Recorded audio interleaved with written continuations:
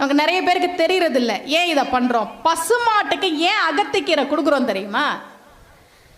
பசுமாடு இலதலையெல்லாம் சாப்பிடுதுல்ல, அதுல சில விஷ செடிகளும் இருக்கும். இப்ப அரளிலாம் விஷம் அப்படின்னு சொல்றோம்ல, அது மாதிரி விஷ செடியும் அது சாப்பிடும்.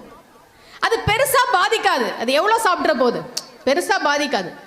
அது கொடுக்கிற பால்ல அந்த விஷம் வராது. ஆனா விஷ இலைய சாப்பிட்டுச்சுல்ல, அந்த விஷம் கொஞ்சம் கொஞ்சமா அது உடம்புல சேரும்.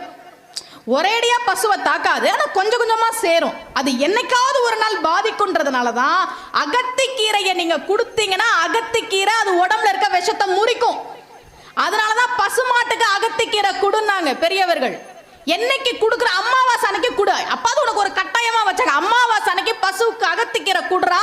ஏன்னா அது விஷத்தை உடம்புல வச்சுட்டு உனக்கும் உன் பிள்ளைக்கும் பால் கொடுக்குது. அந்த மாடு நல்லா இருந்தாதான் நீயும் உன் பிள்ளைங்களும் நல்லா இருப்பன்றதுக்கு தான் பசுமாட்டுக்கு அகத்திக்கீரை கொடுங்கன்னு வச்சாங்க.